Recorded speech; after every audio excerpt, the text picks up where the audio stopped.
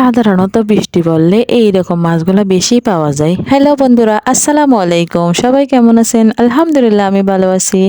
আজকে নিয়ে আসছি পাঁচমিশালি মাছ। এখানে কিন্তু ৩-৪ রকমের মাছ ছিল, তো সেজন্য পাঁচমিশালি মাছ বলছি।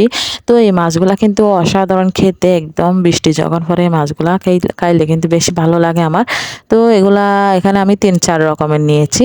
নেওয়ার পরে এখানে দিয়ে দিলাম একটা টমেটো কেটে, তারপরে হচ্ছে পরিমাণ মতো মরিচের গুঁড়া, হলুদের গুঁড়া, মশলার গুঁড়া, পরিমাণ মতো লবণ অ্যাড করে দিছি। তারপরে হচ্ছে এগুলা ভালো মতো হাতে মিক্স করে ফেলবো। হাতে মাখাই রাখলে কিন্তু আলাদা মজা হয় মাছ। তো ভালো মতো মিক্স করে অল্পখানি পানি দিবেন। এই মশলা হাতে লেগে থাকে সেজন্য অল্পখানি পানি দিবেন। তারপর হচ্ছে একটা ফ্রাই প্যানে তেল নিবেন পরিমাণ মতো। মাছ যতটুকু ততটুকু পরিমাণ মতো আপনি তেল নিয়ে তেলগুলো গরম করে এখানে অল্প পেঁয়াজ আর রসুন কাঁচামরিচ অ্যাড করে দিব। তো এগুলা নেড়েচেড়ে যখন লাল হয়ে আসবে তারপরে হচ্ছে মাছগুলা এখানে দিয়ে দিব। তো অল্প আছে কিছুক্ষণ রান্না করলে হয়ে যাবে বন্ধুরা।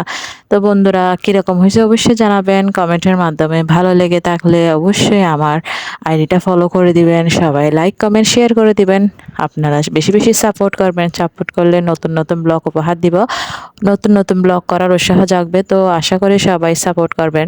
এইভাবে অল্প আছে রান্না করবেন। মাছটা কিন্তু অসাধারণ। এটা দিয়ে ভাত খেলে আর কোনো মাছই লাগবে না, মাংসই লাগবে না কিন্তু।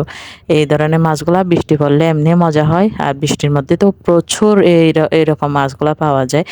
তো বন্ধুরা কেমন হয়েছে, কীরকম হয়েছে কালারটা অবশ্যই জানাবেন। আমার কিন্তু বেশ ভালো লেগেছিল, খেয়েছিলাম যে বেশ ভালো লেগেছে দেখতে, এখনও ভালো লাগতেছে।